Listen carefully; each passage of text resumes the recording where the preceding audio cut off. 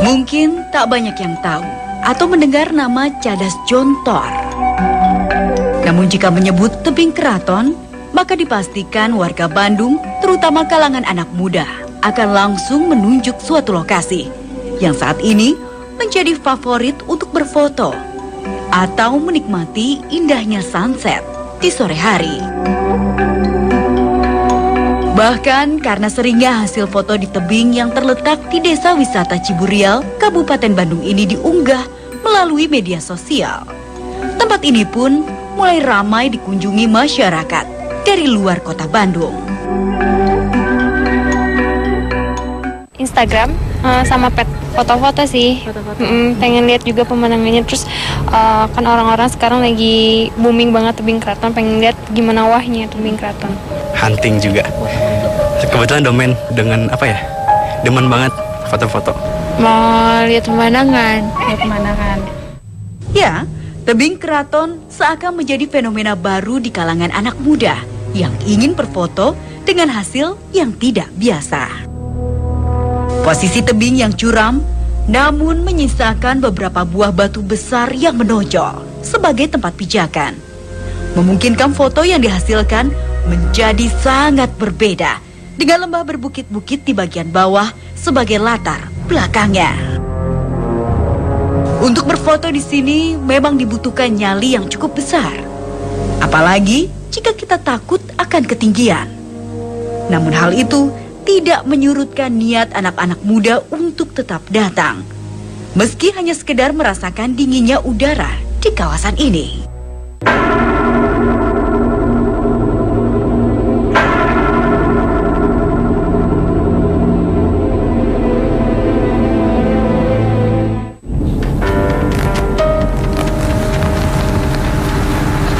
Tebing Keraton merupakan salah satu objek wisata alam di Kabupaten Bandung yang masih terbilang cukup baru. Namun di balik keindahannya masih terdapat mitos yang belum terungkap. Dan kali ini saya bersama dengan Lina akan mencoba menelisik lebih jauh sejarah dan mitos yang berkembang dari tempat ini. Gimana Lina, kamu udah siap belum? Siap. Karena saya pengen tahu gimana sejarahnya di sini secara lengkap. Oke, kita langsung ya. Oke. Konon, bergantinya nama Cadas Jontor menjadi tebing keraton sekitar bulan Mei tahun lalu, menjadi penyebab tempat ini menjadi terkenal seperti sekarang. Sementara nama tebing keraton sendiri didapatkan dari bisikan gaib yang diterima salah seorang warga bernama Ase Sobana. Setelah mendapat bisikan tersebut, Pak Ase kemudian membuat jalan menuju tebing keraton, sekaligus penunjuk arahnya. Langsung Bapak tulis, setelah ditulis besok harinya pagi-pagi simpen di depan rumah saya, di pagar digantung, terus pakai arah panah tebing keraton. Saya dibantu sama warga di sini yang membersihkan ini, terus bikin lahan parkir juga ditambahin yang tadinya Bapak mah kan cuman bikin 25 meter dari mulai batas rumah sampai ke pohon alpukat. Begitu dikasih nama tebing keraton, nah itu keanehannya sampai sekarang terbukti gitu. Dari mana-mana datang orang. Bersama Lina, saya berkesempatan untuk berkunjung ke tebing keraton. Agar mendapatkan informasi yang lebih jelas, saya menjumpai Pak Ridwan yang berkenan untuk menemani berkeliling tempat ini. Assalamualaikum, halo Kang, selamat siang. Saya Nisha dari Dua Dunia Trans 7. Wah Kang, di sini cukup indah sekali ya pemandangan dari tebing keraton ini ya Kang ya. Nah, saya pengen tanya deh, penasaran deh dengan asal mula dari tebing keraton ini sebenarnya bagaimana Kang? Kalau dulu namanya orang sekitar menyebutnya Cadas Gedogan. Gedogan itu kandang kuda. Ya setelah lama di zaman yang sekarang dengan media sosial, dengan gadget, orang memposting foto di media sosial, kemudian menjadi tersebar sangat luas dan akhirnya menjadi sangat populer. Kang, mendengar dengan cerita masyarakat, katanya ada yang menyebutkan bahwa di sini mitosnya tuh ada suatu kerajaan kayak gitu ya? Ya namanya mitos ya, mitologi pasti hanya cerita yang beredar direka-reka atau direka-reka oleh masyarakat. Saya juga dengar cerita seperti itu. Jadi konon di bawah tebing ini ada satu kerajaan makhluk halus.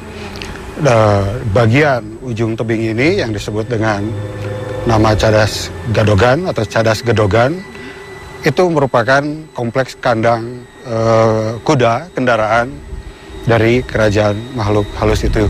Ada juga yang bilang bukan kandang sebetulnya tapi tempat menambatkan kuda. Memang salah satu batu di ujung itu bentuknya persis seperti agak menonjol bisa untuk menambatkan kuda. Lalu di bawah juga ada air terjun kecil yang namanya Cikih Kuda. Ya agak nyambung ya, di atasnya ada kandang kuda, ada air terjun yang kalau diartikan jadi kencingnya kuda, lalu di bawah ada kerajaannya. Sementara tempat ini sebetulnya kalau di keilmuan ya hanya merupakan satu bagian dari bentangan yang namanya Patahan Lembang. Jadi Patahan Lembang itu bentangan tebing yang panjang, itu satu fenomena alam, panjangnya sekitar 22 km dari daerah Cisarua sampai ke Gunung Palasari di sebelah timur. Sedikit demi sedikit mulai terungkap beragam kisah di sini. Salah satu yang menarik yaitu tentang masih adanya nama lain dari tebing keraton, yaitu Cadas Gedogan. Sebuah nama yang berkaitan erat dengan kerajaan gaib di bagian bawah tempat ini. Dinding bukit tebing sebelah sana ke tebing sebelah sana itu bentuknya lurus, kemudian di sini menonjol. Jadi bisa jadi ini yang disebut Gadogan. Baik, Kang, terima kasih atas penjelasannya. Oke. Ya, selesai. Terlepas dari semua cerita yang melingkupinya, pemandangan tebing keraton memang sangat menawan. Dan sayang jika dilewatkan untuk diabadikan dalam bentuk foto. Saya dan Lina tentunya tidak mau menyia-nyiakan kesempatan ini.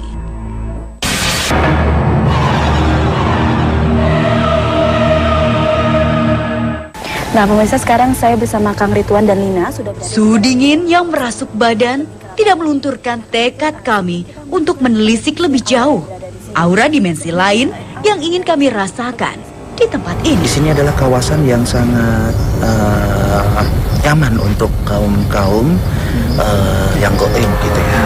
Akan tetapi kalau makhluk yang bisa berinteraksi dengan manusia mungkin lebih ke arah dominan ke arah sana ya. Ke arah sana dan nanti mungkin bisa dicoba seperti Bahkan itu. boleh saya coba dengan Lina? Boleh silakan. Di sebelah sana, coba ke sebelah sana sedikit ya. Nanti ada seperti di bawah sana ada lilian. Bismillah. Al-Ijazatullahi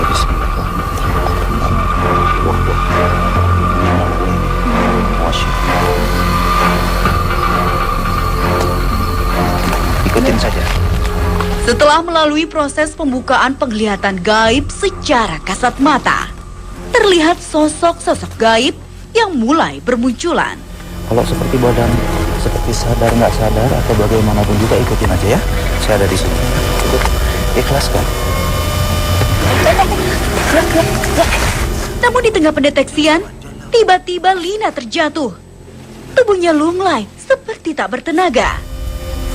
Buka mata sedikit ya ke arah sana. Lemes ya badannya. Mundur, takut mundur. Sepertinya ada sosok gaib yang akan mendekat. Kamu nggak apa-apa? Bayang putih. Ya, terus Ya. enggak, jangan ini. Bayang putih gerak-gerak bentuk apa? Ya. Itu Asap, seperti- asap gitu ya? Mundur kalau merasa takut. Kalau dia mendekat,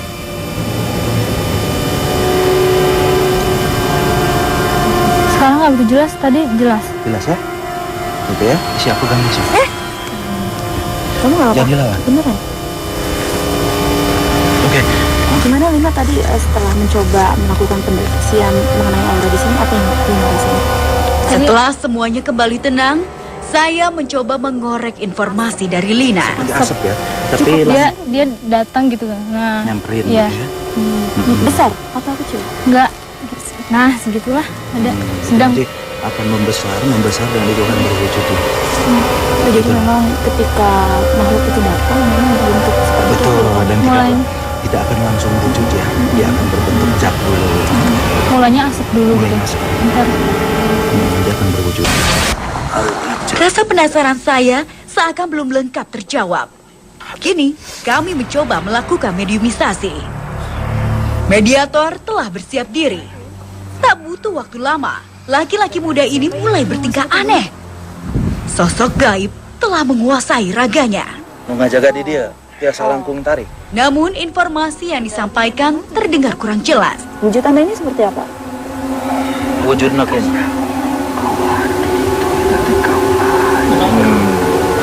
Kang Rahmat telah menangkap gambaran makhluk ini dan siap melukiskannya di atas kanvas. Ngajaga nama. Maksudnya bagaimana?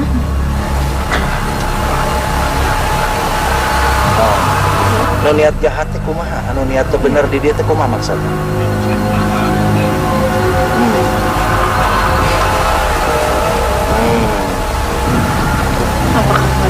Jadi yang merusak tanaman di bawah, tempat di sini gitu ya, yang dimana mereka memang hidupnya di daerah situ gitu ya, dan dengan adanya ini dibuka begini agak mengusik dia gitu ya.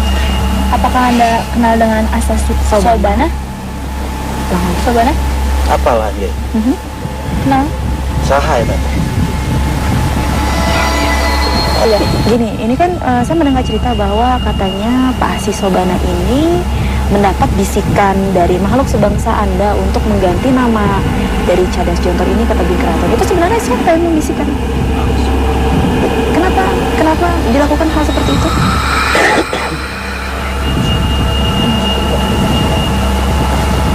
Jangan kumaha.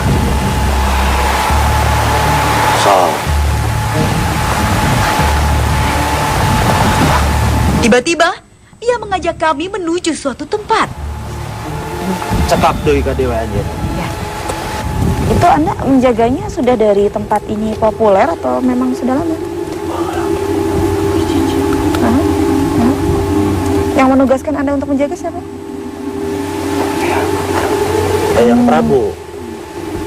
Kenapa setelah mengganti nama menjadi kerajaan keraton ini sebanyak pengunjung yang datang? Apakah itu Anda sendiri yang melakukannya atau itu karena dari yang di atas? Atau bagian dari atas? Terima kasih atas penjelasan dan informasinya ya. Assalamualaikum. Dirasa cukup, mediator kembali disadarkan.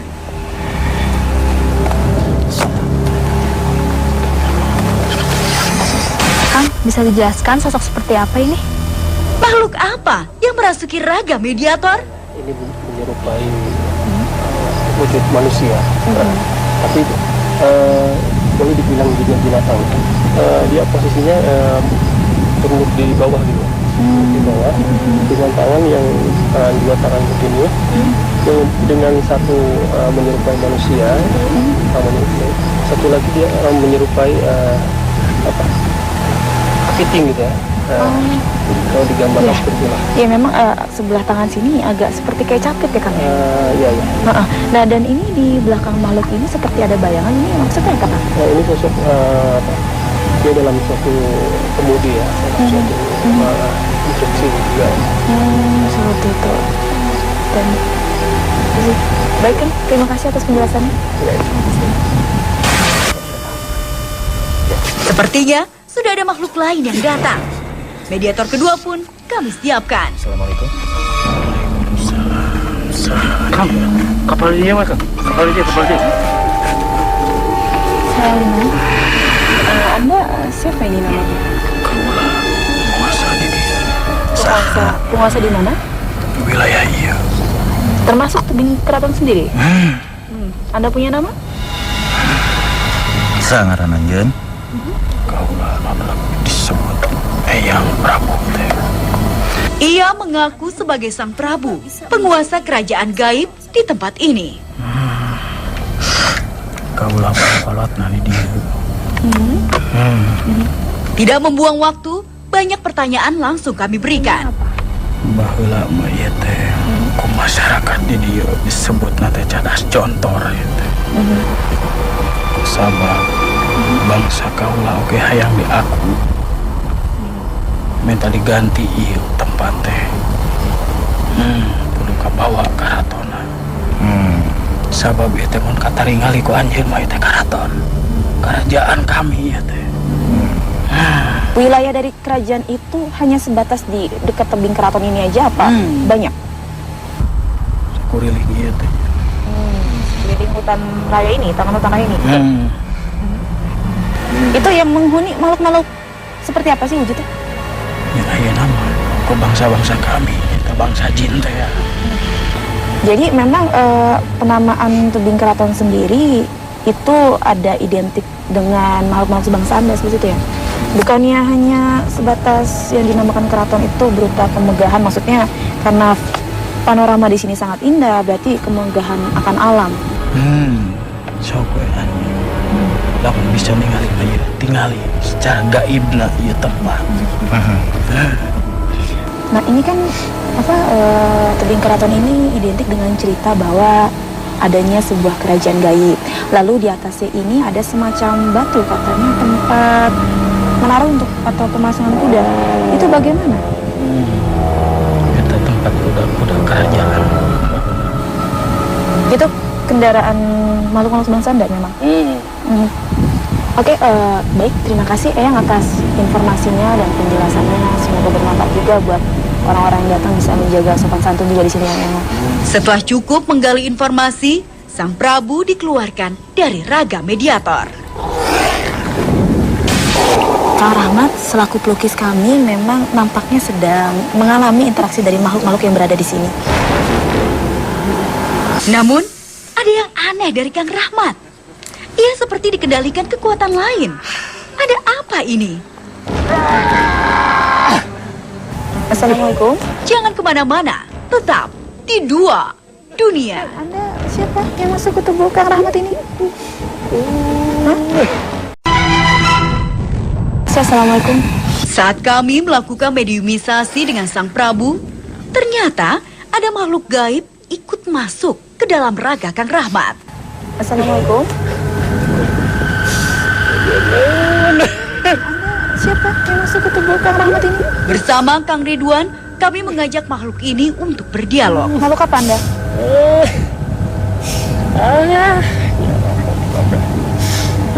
Tinggal tadi.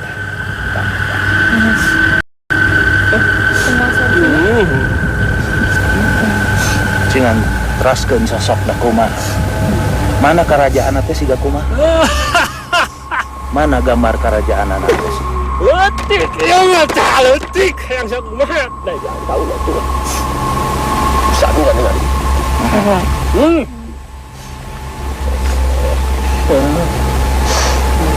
Keraton, udah bisa. Biji keraton. Nah kalau Anda sendiri namanya siapa? Kaulah disebutnya dia mah yang nyebutnya Eyang, kaulah tanya warga-warga di dia Eyang, kaulah di negara kaulah mah disebutnya teh rajanya. Iya. Yang masuk pindah ke pelukis ini. Setelah puas menyampaikan kedatangannya, makhluk ini pun meninggalkan raga Kang Rahmat. Tuannya, Kang, ini sosok yang tadi masuk ke mediator yang tadi ya? Bagaimana sesungguhnya wujud dari sosok Sang Prabu? sosok raja ya, raja di sebuah keraton di alam lain ya, dimensi lain, dengan memperlihatkan apa kekekaran, kekuasaan dari mahkota, ada semua kalung ya, kalung bertuliskan lafaz Allah. Nah, dengan pakaian yang bergaya-gaya kesudah-sudahan ya. Tingginya semana Kang? Kalau seukuran ini untuk kita tuh jauh ya, jauh untuk ukuran kita, kira-kira 2 meter 3 meter. 2 meter 3 meter. Baik Kang, terima kasih atas penjelasannya ya. Nah Kang Ridwan, apakah bisa ditarik benda-benda tersebut Kang? Ternyata setelah meninggalkan raga mediator, Sang Prabu meninggalkan sebuah pesan kepada Kang Ridwan. Ada barang yang terpendam di dalam tanah dan harus kami ambil saat ini juga. Bisa tapi ada jauh ya. Tempat yang dimaksud sudah didapatkan. Saatnya proses mewujudkan benda ke alam nyata kami mulai. Sakit. Biarin. Tangan saya seperti bergerak sendiri dan mulai mencari di mana barang tersebut berada.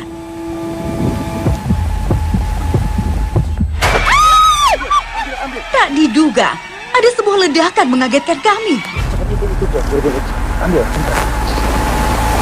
Perlahan, saya mulai merasakan adanya getaran aneh dari dalam tanah. Di kepala dulu.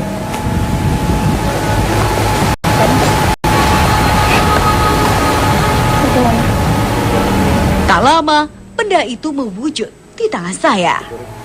Nah, ini agak sedikit mirip ya Kang dengan atribut yang digunakan dengan Eyang Prabu. Nah, ini seperti ada di apakah? lukisan ya. Dan kalau saya bersihkan juga mirip sekali dengan yang dilukiskan oleh Kang Rahmat. Dan apakah ini memang salah satu dari atribut Eyang Prabu tadi? Mungkin itu salah satu atribut zaman dahulu ya, dalam arti kata semenjak mungkin beliau adalah salah satu manusia dulunya gitu ya, manusia dulunya, dan yang tadi muncul itu adalah yang dilukiskan adalah sosok Qorin ya. Qorin itu adalah salah satu jin yang mendampingi manusia selama manusia itu hidup ya. Baik Kang, terima kasih atas penjelasannya. Dikepalkan saja. Ini Di kepala. aja. Ketagihan nggak ingin ikut tim dunia lagi? Iyalah, ada di sini seru dan ya menantang. Baik Lina, terima kasih ya. Keraton ternyata mengandung unsur misteri dan cerita yang masih menjadi tanda tanya hingga sekarang. Menjadi tempat wisata alam, sudah sepatutnya kita jaga kelestarian lingkungannya agar generasi penerus selanjutnya masih bisa menikmati keindahan alam yang ada.